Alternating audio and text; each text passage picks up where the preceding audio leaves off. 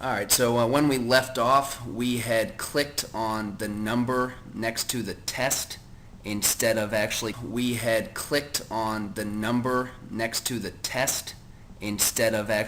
on that page button in the middle. Actually, to go back here, I'm just going to show you again. This is the main page that you're going to get, and you can click either on this page button to see the previous 4 reports or on this number and you get many more options. The most important options, and I haven't gone over all of them here, in my opinion, one of probably the best tools that you can get from ThinkGate is item analysis. Now you click on item analysis, and for every question, question 1, question 2, question 3, you can see how each class stacked up against all of your classes as a whole, against the school as a whole, against the district. I think we can take this one step further, and if you click on this teacher button, you are able to get a report that shows you all of your classes, and for every single question you can see the amount of students that picked A, B, C, D. There's a column for E, even though it's a 4, there were only 4 answer choices. But you can also see the percentage that students got, so the average score on this question. Now, this is what I sort of like to call low-hanging fruit, or free money, where you can try to see different questions. Let's look at 37 here. The correct answer was B. You'll see that 4 students picked the right answer. 18 students picked A, which is the wrong answer. So what this tells me is that students are confused. They don't know the right answer, but something about that answer choice A led them to think that that was the correct answer. And so we've got to figure out not how to reteach this entire thing, because they know something. We got to figure out what it is that about answer choice A that made them select that, and then kind of unteach that or clarify that misunderstanding.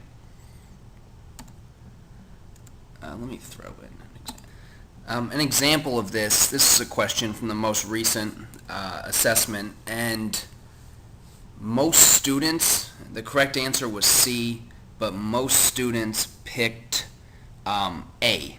And when looking closer at this, and feel free to pause this and take a look at the question, students are looking and they're seeing that this is a timeline. Hopefully they've gotten this far. They see that right after the Tea Act of 1773, the Declaration of Independence seems to happen. And so they answer something that's technically correct. The writing of the Declaration of Independence was an immediate result of the Tea Act of 1773. As a teacher, I'm going to look and I'm going to say, well, the question asks, what was the relationship between the French and Indian War and English colonial policies that eventually led to the writing of the Declaration of Independence? I see that answer choice A doesn't even address the question. And so something that I've got to go back and remediate with my students is, hold a second here, we got to look and see what the question's asking before we really start going through and using our process of elimination skills. To keep moving with the reports here, this is a report that we're going to deal with a lot in the next session. And what it does is, for every student, for every benchmark, we can see how we performed. This is what we're going to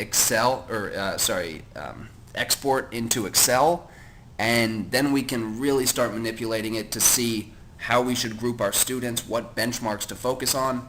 Unfortunately, it's not all that user-friendly the way it is on ThinkGate right now, but we can change that on Excel, and I'll show you how we're going to export it in a second. The last report that we're going to look at is standard analysis, and the reason why this one's valuable is because, again, it looks just like the item analysis. For every standard, you can see, how did my class perform, how did all my classes perform, how did the school perform, and how did the district perform. But if you actually click on teacher again or on class, you'll get a report that looks more like this. And for every standard, you can see item number. So I know that standard 1.63 was correlated with questions 2, 9, 35, and 36. And by clicking on these, I can actually get directed straight to those questions on the test, where I'm going to be able to see what they were and why students were either getting them correctly or missing them.